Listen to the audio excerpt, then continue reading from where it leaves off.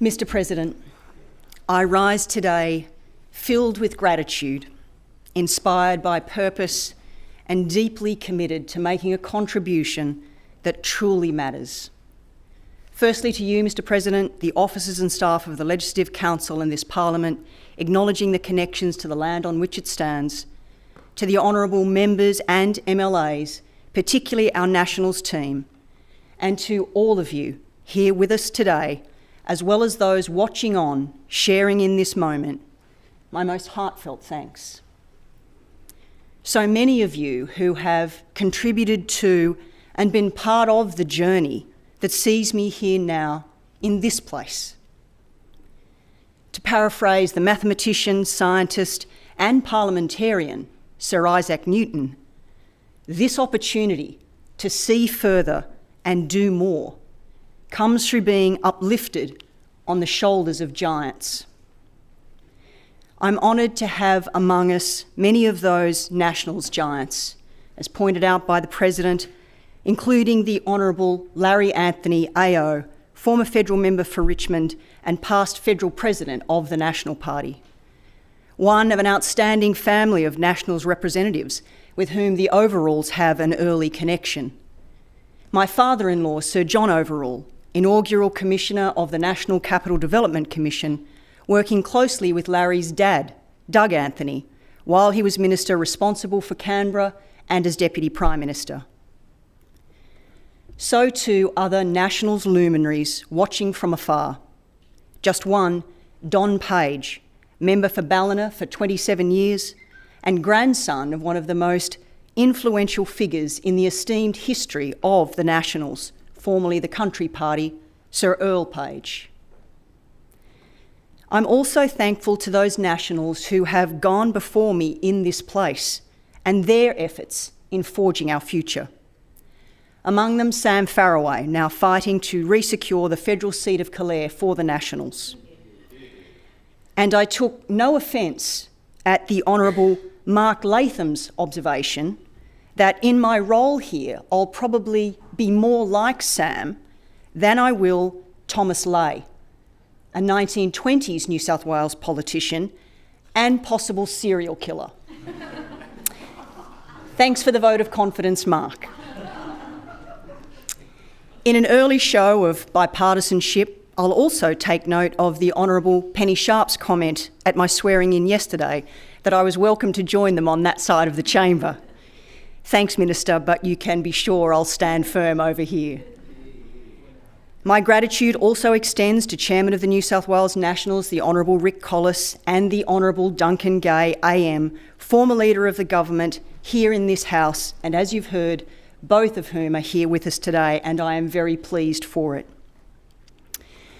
Just as I had been humbled and proud to previously serve as the member for Monero, the first female to do so in its 165-odd-year journey, I'm equally humbled and proud to take my seat in this House as member 866 since the establishment of the Legislative Council in 1824, the bicentenary celebrated last year.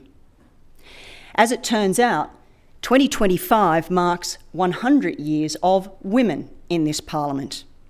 All 133 of us, since spirited journalist and business advocate, someone after my own heart, Millicent Preston Stanley became the first, elected as the Nationalist Party member for the Eastern Suburbs in 1925, women only having gained the right to run in 1918.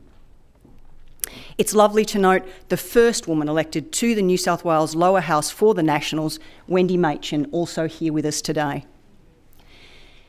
In recognition of this significant centenary, this milestone, it's a few other Nationals women that I'd like to mention at this time. Not for a moment suggesting there's anything wrong with the blokes, more or less. But I'm sure that you'll agree, given the occasion, it's fitting. The very first for us, elected to this Legislative Council in 1984, the Honourable Judy Jenkins AM. Long-serving and devoted torchbearer for the Nationals movement, the Honourable Jenny Gardner. The Honourable Mel Pavey, to use the description of the Honourable Damien Tudor-Hope just yesterday, Mel being another of the select few to serve in both houses. And a woman who's been right beside me on my roller coaster ride, the Shirley to my Laverne, or for a more modern reference for you young'uns, and I'd wager another first for Hansard, Friends Rachel to my Monica, the Honourable Bronnie Taylor. When things are going well, demonstrating loyalty and standing up for what you believe can be easier. But it's when the battle rages around you that it really counts and is so much more valued. Bronnie, there's been moments we'd happily ditch each other somewhere out in the middle of the vast plains of the Monero, said with love. But I'll always be grateful for all you've done, not only for me, but many others as well, and the Nationals as a whole. Then there's my friend, the Honourable Sarah Mitchell, another terrific leader from whom I continue to learn so much. I'm looking forward to working with you in this capacity, Sarah. And the fellas in our tight-knit team too, the Honourables Wes Fang and Scott Barrett, as well as the wonderful support team that we have around us. Along with being very thankful, I stand here before you in this place, filled with a great sense of purpose. In fact, that purpose only reinforced following a turn in the road, shall we say.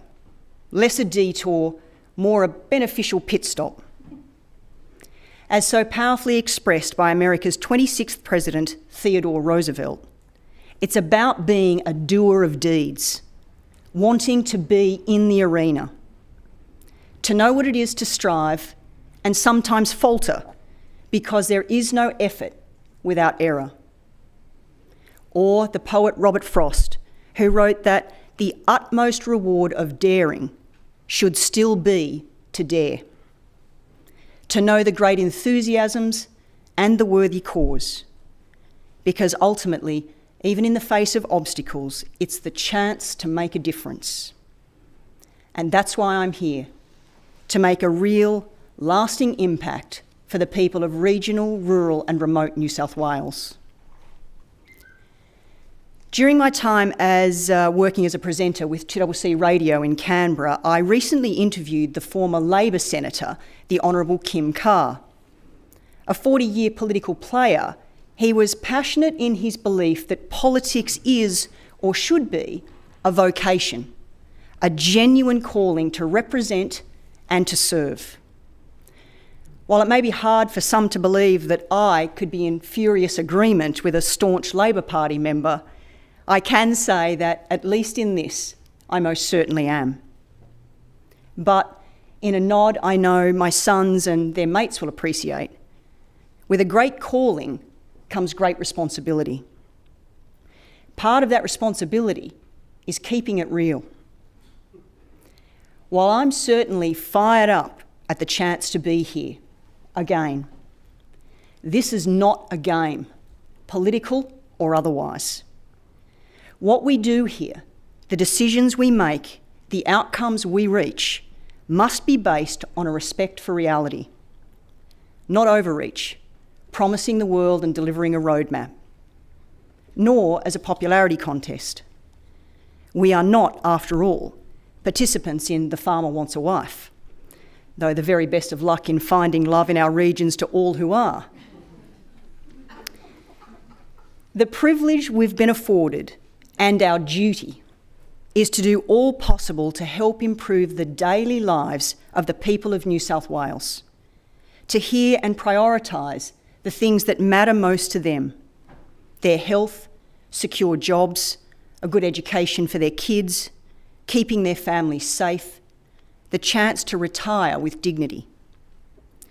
It's about creating opportunity, offering a realistic but optimistic plan, making today better and the future brighter still. And for me, for we Nationals, we're here to ensure all those who call our regional, rural and remote communities home are not left behind. What matters to them matters to us, because we live and know the daily realities of life in the regions. I grew up in the Riverina and raised a family in the Monero. I know the battle it is for regional mums and dads, grandparents and carers when it comes to choices and options around childcare and education. And I was proud to be part of a Nationals Liberals government that responded with critical commitments like fee-free community preschool and 500 pre-kindergarten facilities throughout New South Wales. Sadly, it was those mums and dads who were frustrated to see Labor reduce this to just 100, with only one delivered thus far, and that started in our time at Liverpool. Our regional communities deserve better. It was also our Nationals Liberals government that delivered record investment in schools, such as the newly opened, very impressive Jindabyne Education Precinct. Other initiatives too, like the country university centres, started in Cooma and now expanding around Australia. This is what real vision looks like, and is what's needed to empower our regional communities, to drive their growth and to ensure their amazing potential is maximised. Governing well does take vision, and we must prioritise solutions, not excuses.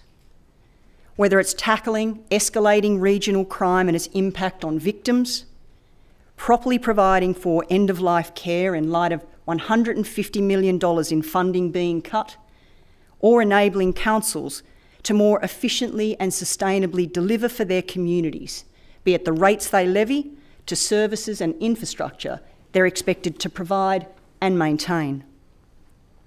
I am pleased to note that present among my guests today are many who have served our communities in local government, including current councillors and great mates of mine, Marita Grundy, re-elected to the Queanbeyan-Palorang Regional Council, newly elected to the Ballina Shire, Dr Simon Kinney, and the Mayor of Orange, Tony Miletto. Good governance is also investing in our people, providing for their ongoing needs, ensuring they get value for money for the taxes they pay. Good governance is encouraging innovation and incentivising, not impeding, business confidence. One critical example, our next generations of tradies. They desperately need and deserve real attention. When it comes to housing, 377,000 new homes have been promised for New South Wales to be delivered by 2029, 55,000 of those in regional New South Wales. If there's any real chance of that happening, there needs to be more support and ongoing investment in trade education, including not-for-profit registered training organisations. In building pathways of opportunity and optimism in our regions, we also have to get real about mental well-being. It's unlikely there's a person here who hasn't been touched by this growing scourge in one way or another. It's grasping fingers spread wide, from rural mums trying to care for little ones with no real help, to remote teens confused about their life path, or husbands and dads doubting their worth as a provider in the face of regional industries being shut down. My experience as the chair of Headspace in Queanbeyan showed me that alternative care models and a more holistic approach must be embraced. And there is hope. A great example. More than 10,000 kids in about 400 schools across the state benefited from our previous government's $60 million investment in 100 wellbeing nurses. That's making a real difference. Concerningly, small business people dealing with mental health distress has increased from around 12% to closer to 35%, and it's not hard to see why. I've owned and run small businesses, employed people, and I'm very aware of just how taxing it can be in every way. The hairdressers, the accountants, the cafe owners, all of them, the economic heart and backbone of our communities everywhere. But in the past financial year alone, almost 4,000 New South Wales businesses have closed their doors, impacted by a cost of living crisis and skyrocketing costs. We have to get real about providing an environment where people want to invest their hard-earned cash in employing others, in growing our economies, our communities, be it eliminating over-the-top paperwork or addressing payroll tax, helping get businesses back on track and keeping them there. Just like small business, our regional media is also suffering. Much of my professional life has been working in this field, and a lot of that work has been about listening, really listening to the voices of others and knowing how to tell their stories, be it farmers and police officers, nurses and teachers, carpenters and hospitality workers. More than just news, local media is at the core of so many communities, part of the very social fabric. But between 2019 and 2024, New South Wales saw almost 150 closures or reductions in news outlets. That's not to be dismissed as just newspapers no longer available. That's jobs and livelihoods. That's access to verified, on-the-ground, local information. In telling our stories, another priority for me, and I don't think I'll shock too many of you, is protecting and promoting our regional history and heritage from an educational as well as tourism perspective. Whether it's the unusual Age of Fishes Museum at Canowindra, home of the New South Wales fossil, or the iconic and self-funded 1834 Berrima Courthouse, and yes, they have a great ghost tour. Along with being the repositories of our stories, our shared experiences and journey, so are these historical and cultural institutions beacons for the exploration of our regions. Usually run by local champions who devote so much to preserving those links to who we are, where we've come from, and what we've created. They deserve to be more effectively resourced. The social and economic benefits are obvious. While my passion for the past is no secret, many years spent illuminating regional history, that passion to reach back is also about better informing our future. And I am about a real and inspiring vision for the future of our regions. A vision that encompasses more options for our kids and grandkids, from education to training and career choices in the face of, among other things, an AI revolution. A vision that prioritises connections, innovation, and small business. And a vision that respects the reality of the lives of regional people as they strive to realise their aspirations. My commitment is giving back the attention and support those living, working, running farms and businesses and raising families in our New South Wales regions need and deserve. Giving back confidence to our regional communities who know what they stand to lose, and to do all I can to make sure they don't come off second best, be it hospitals or schools, social and sporting facilities, housing opportunities for those starting out, or being forced to leave home for the cities as we grow older. It's about giving back the loyalty and dedication shown by those who believe in me to fight for a fair go for our regions. To give back to the people of regional, rural and remote New South Wales, and that's what I'm here to do. The current Premier has previously declared that the Liberal Party is a party, but Labor is a tribe. What he failed to mention is that the Nationals are a family, with everything that conveys. From ultra-energetic cousins, always egging you on, I'm looking at you, Josh Booyans and Leah Evans, to the supportive aunt-like figures, such as you, Lyndall Weatherby.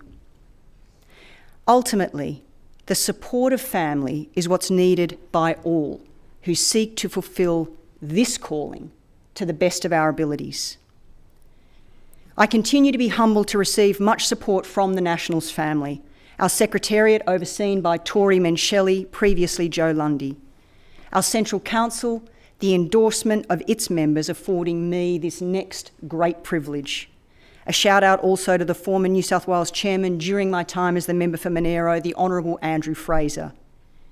Our mighty Monero branch, George Lemon, Shane Taylor and Brent Hunter, some of those representing us today.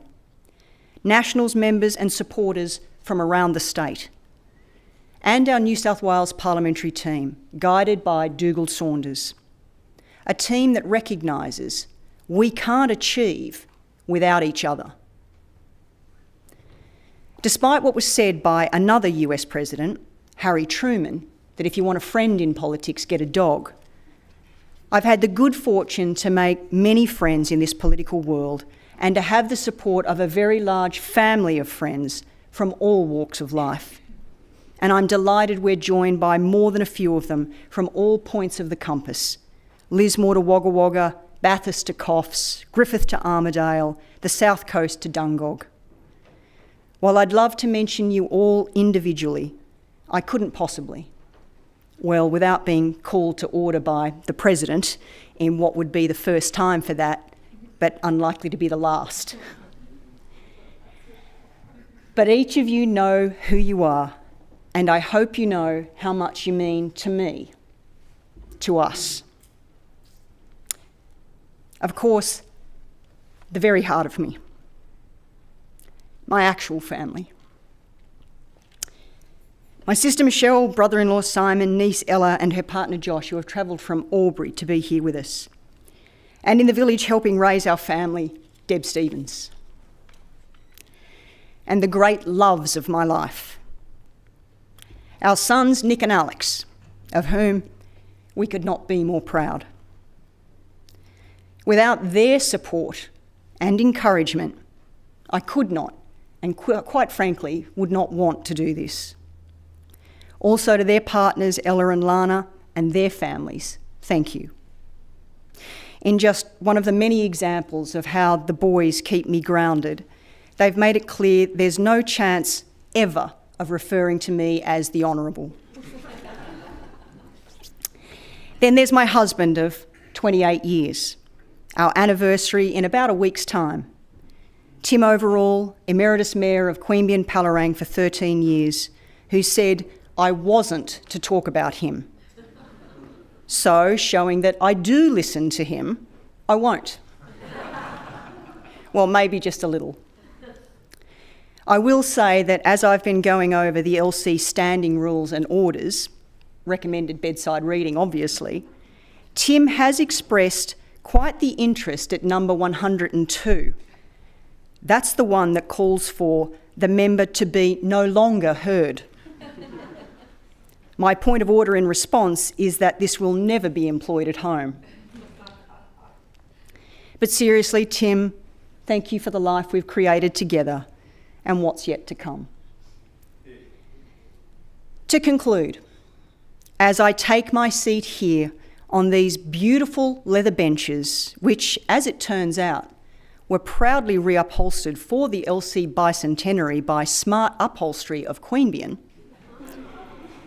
as member 866, and of that the 69th female representative here in the New South Wales Legislative Council, I'd like to highlight another woman of a different parliament, and there's every likelihood you won't know her name despite her accomplishments. Mrs. Ivy Webber, born at tiny Captain's Flat in Monero, was the first woman elected at a general election to the Victorian Legislative Assembly in 1937, having run a wholesome campaign around mother, child, family, home and health. Reluctant to describe herself as a feminist, Ivy was nonetheless a great champion of women's causes. In addition, her diverse commitments throughout her life ranged from organiser for the Country Party to the National Council of Women. Twice widowed, on top of all that, Ivy was a mother to 11 children. One of my favourite discoveries about Ivy was to learn that she was described by some of her political opponents as, and I quote, a little ferret who was always nosing around and doing everything.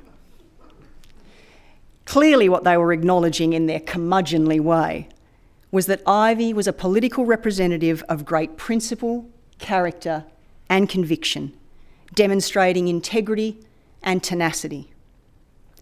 Ferret or no, an inspiring example of qualities needed by anyone more than just keen to earn a place in politics, but to actually do what needs to be done.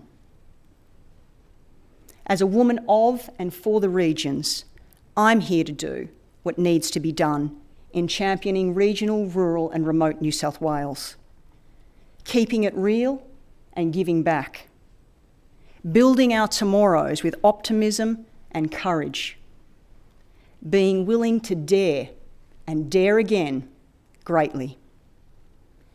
Thank you all so much for sharing in this significant moment with me, and as we together strive to see further and do more. Thank you.